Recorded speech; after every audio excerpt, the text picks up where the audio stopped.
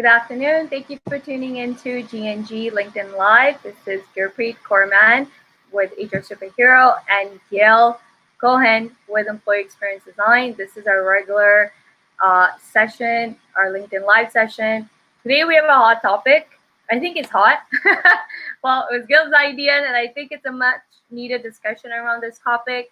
And we're going to talk about what is the role of HR in an organization. There's many beliefs around this, and I'm pretty sure my peers in HR can relate to this topic. Sometimes there's always this struggle between what the organization thinks and what HR thinks the role should be. Some people have all these myths and so on, like a typical, usually people think that HR is there to support managers and leadership. Employees think HR is there just to hire and fire people. HR believes that we need a seat on the table. So we're going to dive into this discussion about what is the role of HR. And speaking of HR, just talking offline with Gail, I consider Gail in the same space as me. So Gail is also going to share her perspective on the role. We all know traditional HR role decades ago was more like an admin role, but as times has evolved, organizations has evolved, so has the role of HR. Hence why we're seeing a lot of more strategic roles come up in the space of HR.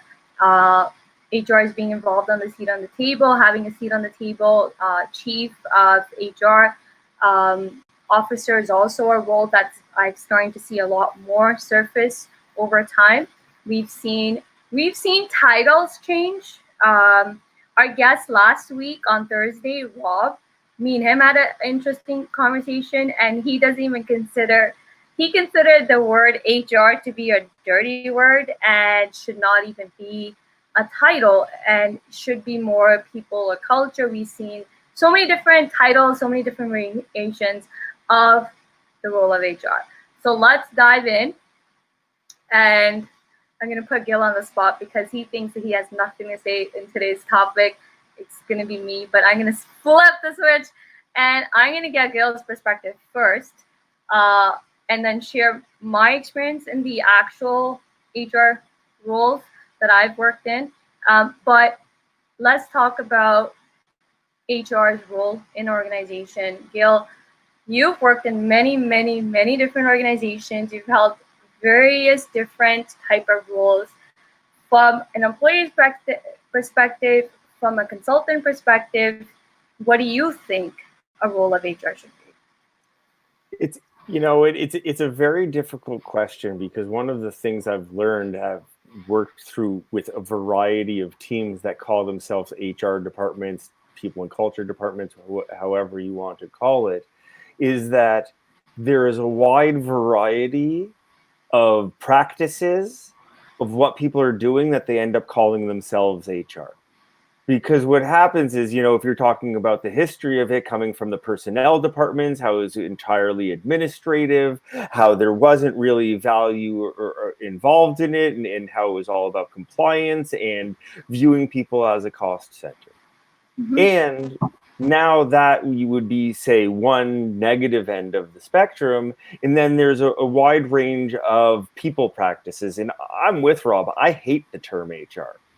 As per my post today, I don't like thinking of people as resources. I think of it, I don't find it very humanizing for the workforce. Why?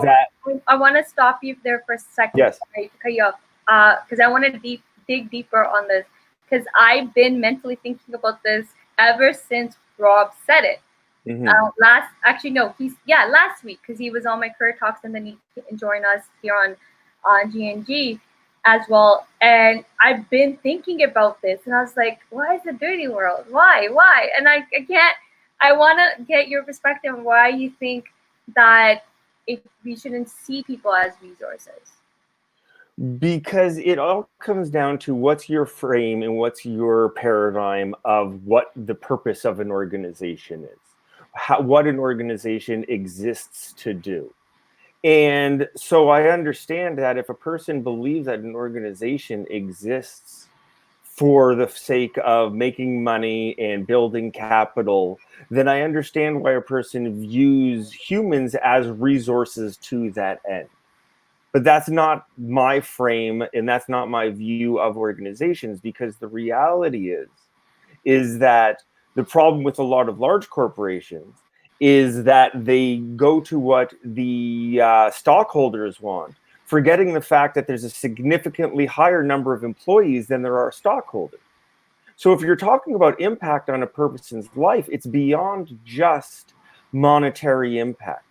And so the people whose lives you actually have the most impact on is your people. And that's, again, why I differ with you, and smilingly so, about, definitions of whether or not I am HR or anything like that, because for me, the paradigm of the organization is twofold. It's all about experience. Well, either the customer or the employee's experience are the two most important experiences when it comes to an organization. So viewed from that lens, people aren't resources. They aren't a means to an end. They're the reason why the organization should be designed, because we're giving people employment, we're building up the economy through these human beings who we have 40 plus hours per week.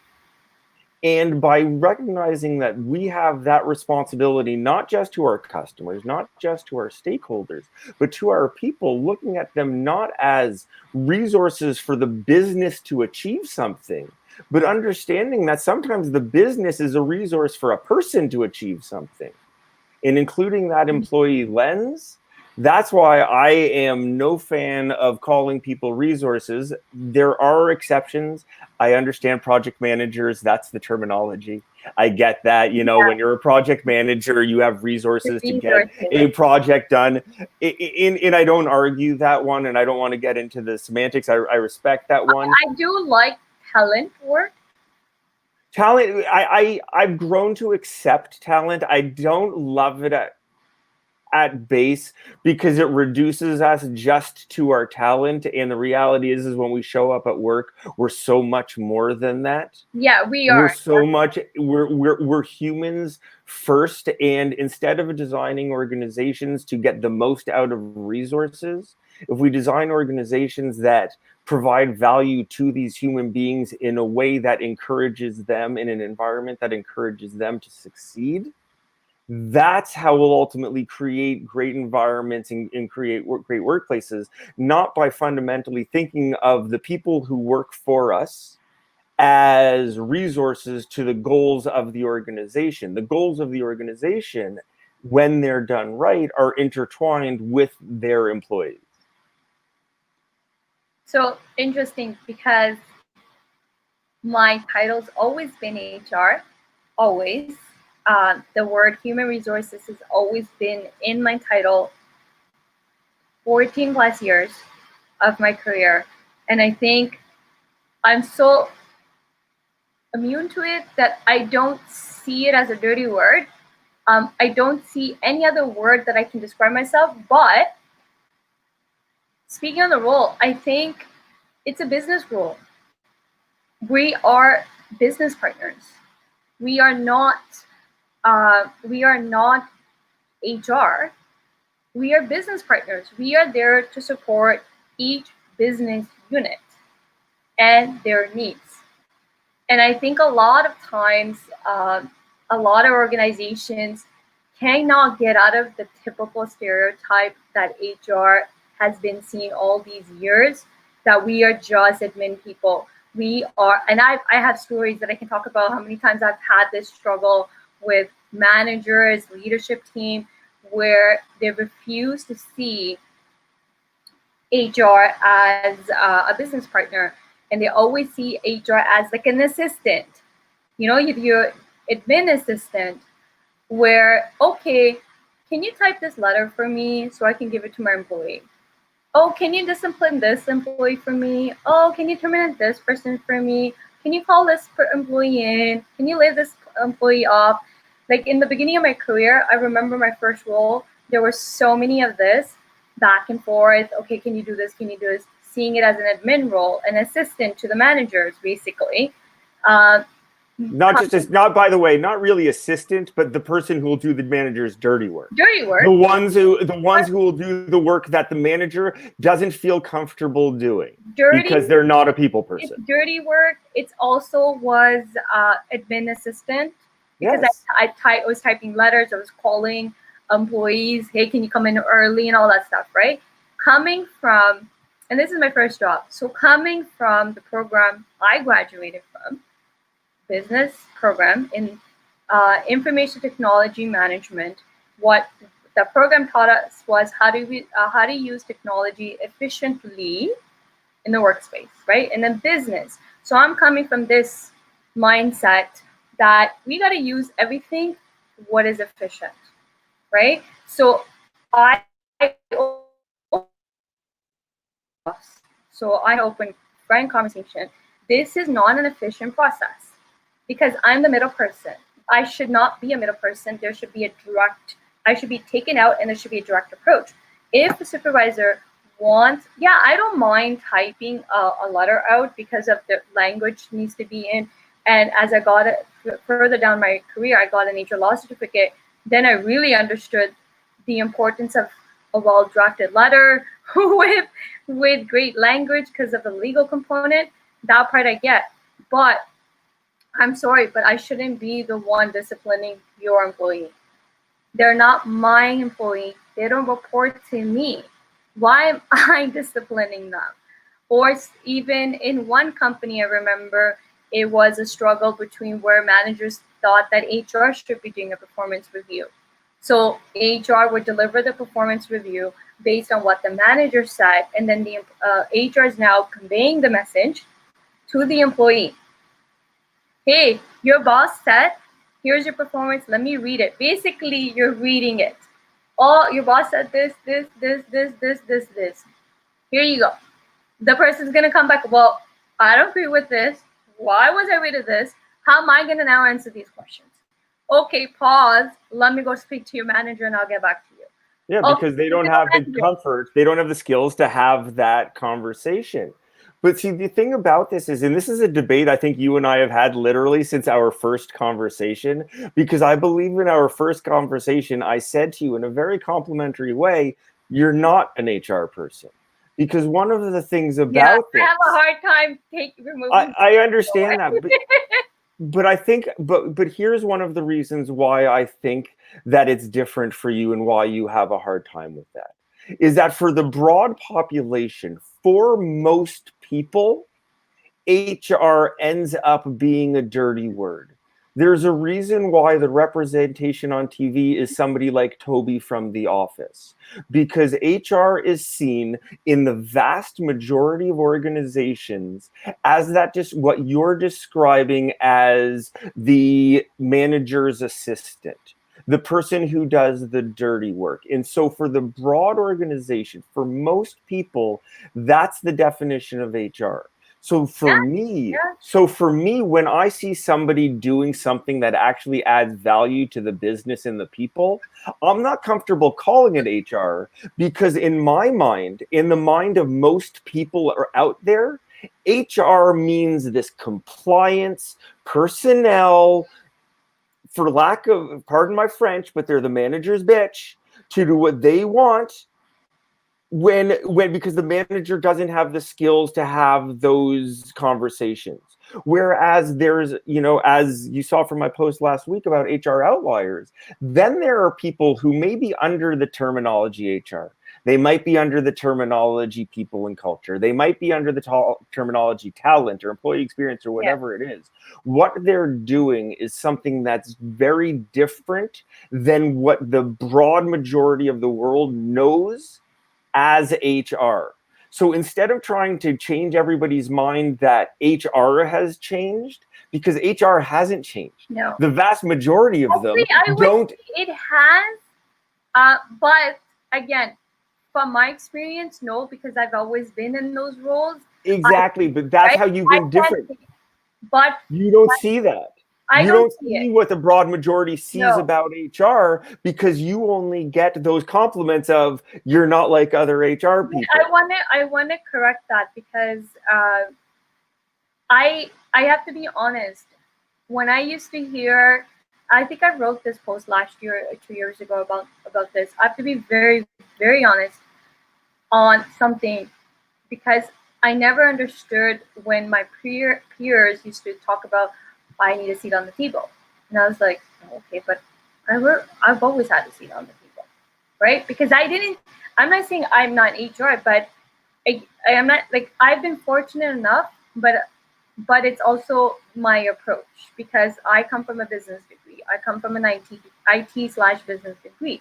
The mind, it's all about being efficient, adding value. Let's grow the business. Let's make people happy so we can get the most out of them. Because in the end of the day, a company's going to benefit, right? So just adding value has always brought me to have a seat on the table. I've never, even as I had a seat on the table. My boss brought me, hey, come to the meeting. And then when I started talking in those meetings, I was a little bit shy, but as you get comfortable, I started talking. The director told me, "You're the first HR assistant in this company that has ever had a seat on the table, but you're one HR assistant that takes initiative. You speak your mind. You don't wait for people to come to you. You actually know more than a production managers and supervisors about every single employee, their skills and whatnot." So hearing that coming from a director in earlier in my career probably boosted my ego in a good way, meaning that pushed me to always do this in all my roles. So I would give credit to my degree. I always give credit back to my degree, that it made me a critical thinker. It's made me an analytical person. I like to analyze things. I look at things and, like, well, if process doesn't make sense, why are we doing it? Why is it this way? Like my first company, there were so many things that didn't make sense because they were using HR as a middle person, which I'm like, look how much time we're spending going back and forth, back and forth. Time is money. Absolutely. One thing I want to highlight, though, about your story, because it is such a valuable example for HR people. So there's two main things that I want to unpack there. First of all is the lesson for HR people. Because in my entire career, I've been talking with HR people who have been having that conversation about the seat at the table. But the problem is that they haven't understood why they haven't had the seat at the table, and your story points that out. Your story points that out, that it's not which came first, the chicken or the egg. It's because HR people have been saying, give us a seat at the table and then we can add value. And your story said, no. I'm going to add value and they're going to want me at the table.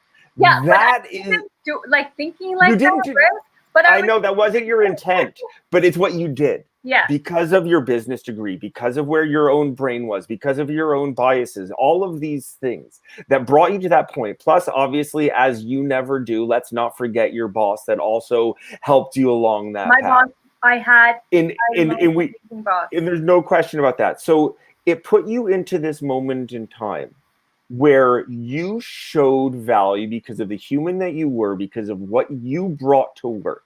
And they said, you're like no HR assistant we've ever had. So to me, that's the second lesson. So the first lesson is add the value, you'll be invited to the table. Don't get it the other way around. Don't beg to be Yeah, asked to the table when you you're not can't, adding the value. you will not get, okay, let's say you get a seat on the table. Then what? If you can add value, see, I think the problem is, if you can add value, you're not a business person, you can't think like a business, you can't understand business, you don't understand where the business is going in 5 years, where they want to go, you cannot have a seat on the table. I don't care who you are. I don't care if you have 20 years of experience. If you're going to come there and can't think about business, strategies, and all that stuff, and how your role plays into that, you cannot have a seat on the table. I think a lot of HR people that come from traditional HR backgrounds, I think if you want to be, here's my humble opinion, I could be wrong, but I think all the great HR people I know are the ones that don't come from an HR degree. And the ones that do, they have this persona when they're working that they're policing. I've had people come to me and say, employees have come to me, you're not like the last HR person, A just sat on the table behind their desk or just policing. Company policies, hey, da, da, da, da, right? And I was like, well, my role isn't here to police, right? Yeah, we have company policies, which everyone should follow, but that's not my job to enforce it. That's everyone's job to enforce it, right? Going back to enforcement is company culture.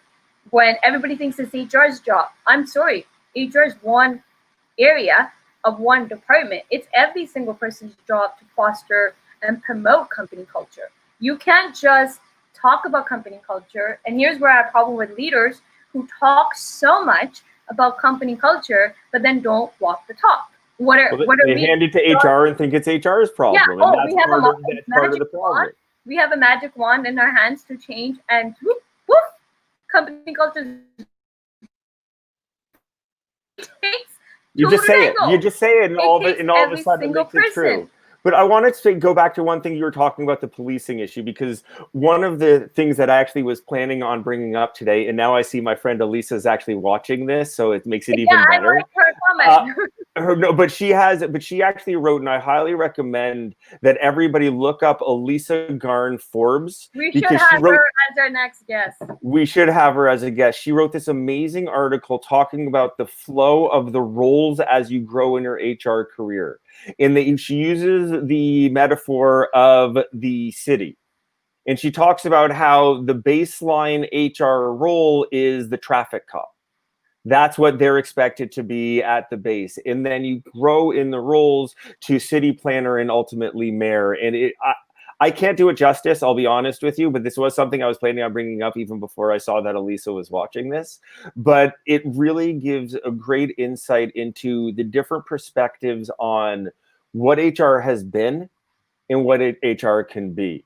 But I really want to go back to the fact that you were the first HR assistant that was thinking this way at this company.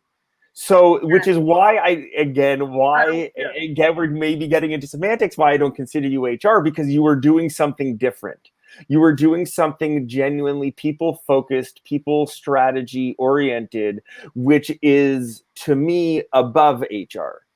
It is something that HR and the traditional compliance and benefits and all of these things fall into. But there's something above it, which is around people strategy, which is how do you create this organization and make this organization so that people are the most productive possible.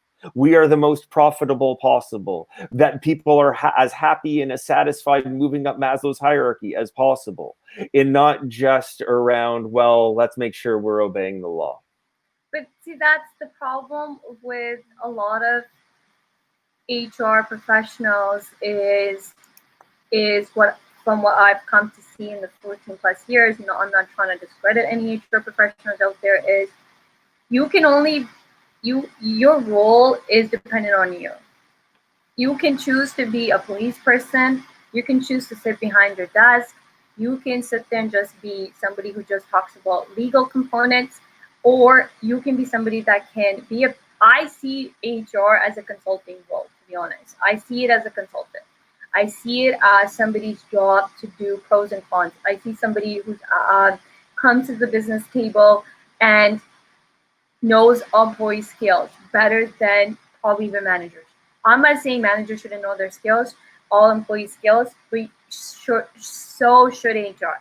Unless you're working for at least your business unit, right? The business you're supporting, you should know every single person's skill. You should be able to grow employees. You should be able to build those environments where any employee can come up to you or any manager and speak up. Because too many times there's all these demeanors put on employees that, oh, we want you to speak up, oh, but God forbid if you do, we're going to discipline you. Because I've seen happen in many organizations. Someone spoke up, okay, then they got disciplined or got suspended or whatever the case is. That hence why people don't speak up. I've had so many people reach out to me because they were on LinkedIn for years now, where they didn't feel comfortable talking to HR, their own HR, because they were worried that they're going to get in trouble. But they had an issue at work. So people saw I'm HR, just used to start reaching out to me, and I was like, okay, well, do this. But then I felt so bad. I'm like, I feel really sorry that you can't reach out to your HR. That should never happen. Like I But it is so common. That so is so common. common. I hate to say it, but the first 15, 16 years of my career were built on gaining insights from companies that people weren't comfortable sharing with HR. Yeah, That's the thing, and yeah. that's not gone away. That is no less true now, really, than it was then. People are not comfortable going to HR, and so I do want to give a caveat to what you're saying, though, because what you're saying is you can make the role what it is. To that I say yes, but in my yes, but is this, that there's a lot of leadership that puts HR in a corner. And so, for the same reason why you're I, saying that people don't want to complain to HR as they don't want to be seen as a complainer, I've met a significant number of HR people throughout my career who are either shut up because they know they're being a thorn in leadership's side and leadership doesn't want to hear it anymore, or they leave. That's the thing about it, is that a lot of times they're put in these positions by leadership that they're uncomfortable. They try to do those things that you're talking about, but because leadership has this belief about who they are and what HR should and can be, they're not necessarily going to listen to you. I mean, I've had conversations with multiple people about how often, even when HR gets to their seat at the table, it's really they're sitting under the table. but see, here's my experience, right? Sorry to cut you off, Gil. No Here's my problem. experience. I'm only going to share my experience. I can't talk about the people's experience. I've never had that problem, to be honest. Again, I'm going to share one actual true example, true story with me and another person. So I got hired I've done a lot of contract jobs, mat leave coverage and stuff like that. So I got hired to cover mat leave, and there was a transition of 2 weeks. The current HR person is going on leave. Director and her butted heads. They just hated each other. He didn't like her. She didn't like him. So she told me about him. I didn't know anything about him, right? So I got scared and I got nervous a little bit too. I'm like, well, oh my God, he's like this, right? She's painted this picture. And I thought he was a difficult, I just assumed based on what she's saying, you're gonna believe your peer, right? Like, I'm replacing her. She's just sharing her insights and how she's having a hard time with this director. They butted heads, didn't agree on anything and whatnot, right? So anyways, she was about to leave. I loved what the director did. He said, I want to speak to you, pulled me in, and he said, listen, I don't know what X has told you, but here's what I want to talk to you about. Here's what I see your role as. Here's the kind of relationship I want with you. And I really genuinely liked what he did, because it made me feel comfortable. Because I was first so scared that I'm going to butt heads with this guy. But that's not my nature at work. I don't like butting heads. My personal life, I'm different. My professional life, I like everybody getting along, because we're there for a greater good. We're there to accomplish a common goal. And that is to grow the business, everybody first with it, right? So when she left, I used to get invited to sit at this is a manufacturing company. So I used to get invited to every single day production meeting. She didn't, but I did. They invited me, but I didn't sit there and just take notes. That wasn't my role, but I came with stuff to the table. When they were planning production, I participated. In the business. I was like, well, okay, how about, I'm just thinking out loud, but what if we take this approach? I remember one sales meeting that they came to, we were just shooting ideas. I'm like, hey, have you thought of, why don't we do marketing? Why don't we do social media? Like, why aren't we creating posts on social media and all this stuff? But this is not HR. This is business, right? So what ended up happening was, because I was stepping out of my role, also giving business advice, shooting ideas, I became a partner with my team. My director saw me as a partner. Also, all the way to the head office, which was in the US, word got around. When you're doing a good job and you're being a strategic person and you're being a business person, word will get around. I had a president come to me and shake my hand and say, I've heard so many good things about you. So finally, great to meet you. And I was like, okay, but I haven't even done anything, right? I used to have every single VP from the head office when they came to our plant. The first thing they used to do is we want to meet her because I wasn't the traditional HR. I didn't sit there and say, oh, what law says this. Oh, wait, our company policy says this, right? But I brought in the HR perspective, but I also participated in the business meetings. I sat there as a true strategic business partner, coming up with solutions to any problems or hiccups we may be facing. If there's a quality issue, okay, let's fix it. How can we fix it? Why is it constantly happening? Can we train employees better? Training is HR, right? But thinking along with them and adding your viewpoint. I wasn't sitting there, well, we can't do this because this is what our right? You're going to be a policy person and just preach, then yeah, I'm sorry, you will not get a seat on the table all the time. I got a seat on the table in that one company every single day. They never. So there's two things about that, though. And again, this is the difficulty, though, of talking with an HR outlier, because you're not seeing things as the average HR person sees them. Because there's two main differences that gave you that seat at the table. One was mindset, the other was behaviors. So one was the mindset of what your role is, regardless of this human resources that you came into, that you had no frame of reference because you were coming in from a business IT kind of background. So you had this idea of, forget what it says on this sheet of paper. I'm coming in to add value as a business person. Yeah. Period. End of story. That's what I want to do. So that was the mindset. I looked at things and said, how can we do it better? That's always been my approach. And that was your mindset. But then there's also the behavior side. And it's something I know we're running over, so we might want to delve into next week a little bit on, because I want to talk to you a little bit about that, because there are ways to do that and there are ways to do it wrong. And obviously you didn't do the wrong way. But you laugh, but that's the reality. But I have to give credit to my first boss. And that's excellent. And I think that's something for us to talk about next time, is a little bit around the behaviors around that, of how you do that without making either the people, the employee population, or leadership feel threatened, without making them feel shut out, because there's a ways that you could have gone into that meeting, even with that initial opportunity, that they were never going to ask you back. For example, you use sitting there and note-taking.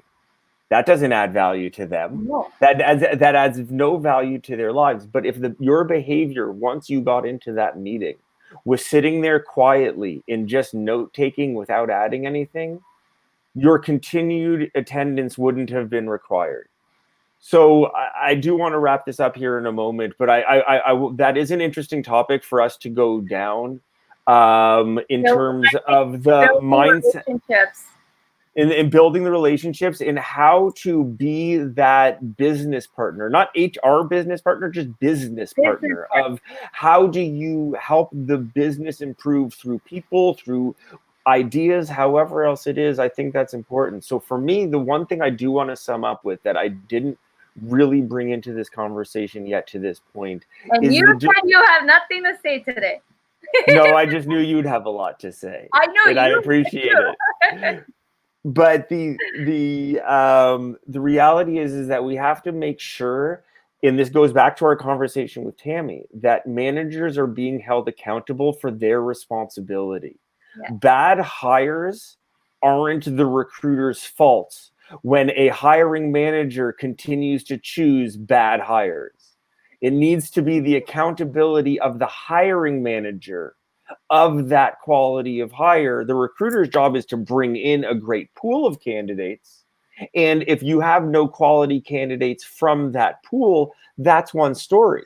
But if the hiring manager is making a decision that relative to this role, I choose this person, you can't blame the recruiter for the fact that it's doing well. And it's the same topic as what you were talking about before in terms of performance management, that HR's job isn't to do the performance management reviews. HR's job isn't to do the manager's job. If the manager is not going to, talk to their employees and help them improve their performance, what are they there for? Why are you asking HR to do it if that should be the manager's job? So those are the things I do want to conclude with. I want to conclude with, I have a lot to say, but I'll say one thing. You can't see HR as a cost function. I think that's also where HR needs to educate themselves. Is if you got to educate yourself in the aspect that you're a business unit, you are adding value. By you being there, you are decreasing cost. Too many people have this misconception that HR is a cost to our organization. When I learned to educate myself that I'm not a cost center, I'm adding value, and here's how I've add value. Here's how I've saved you money, data, right? Hence why data is now a big thing. But I've been one because I come from an analytical degree, which we needed data to talk about everything. So I've been keeping data in all my jobs, and that's how you add value. If you keep data all the time, you'll know how you're adding value, right? Because numbers speak, figures speak, percentages talk louder than you preaching and yelling. You don't need to tell anybody to have a seat, that you need a seat on the table. You can add value so many ways, but the biggest way you can add value is get out of your chair and go and learn every single job in your organization. Because without that, you cannot add value. You cannot go implement change that's going to impact so many people in the organization without you educating and knowing each job and how they operate. That's my biggest way of added value, because I had a great mentor that did that. Every single day was out about talking to points, learning each job. He knew everything, and that's how I came to be. My last ending remark is exactly what Elisa is saying. The role of HR is to translate the values of the organization into a systematic business strategy to deliver the best human experience for the greatest production profitability output. That is exactly what you are as an HR person. Hence, I agree with Gail and Rob. Maybe HR is not the right term, and we've seen so many different terms. But I've always seen HR as a business partner, a consultant. Our job is a consultant. We're there to add value to the organization for the greater good. Employees to be safe, employees to be happy at work, the home feeling, right? Relationships needs to be built on positive level, because when that all happens, your employees are going to be more efficient. You're going to see increase in profits, which I don't understand. All these leaders who are working in organization, why can't they simply understand? If you're there to make money, why can't you understand if your employees are happy, they're going to make more money for you? They don't understand how they make money through people. They don't get that, a lot of leaders. But again, that's a conversation for another time. Yes. So, okay, so that's our ending remarks on this topic, which clearly is going to need a part 2 to this, because there's tons to talk about when it comes to the role of HR. Definitely need to have Lisa as one of our guests on Thursdays. We will be back on Thursday at the same time, 12:30. As I mentioned, as both me and Gail mentioned last week, we are dedicating our Thursdays LinkedIn session to have guest speakers. We're going to do Monday, just me and Gail, but on Thursdays, we're going to have guest speakers from various different lives of HRs and experts and consultants. So if you are listening to this and if you want to be a guest on our show, please reach out to Gail or me directly. More than happy to have you as a guest. Along it's related to organization and HR, employee experience. More than happy. If it's outside of that topic, still willing to have a discussion to see how it will fit. So please do reach out to us. We will be back on Thursday. In the meantime, hopefully everybody's Monday's been off to a great start, and we will see you guys on Thursday. Bye.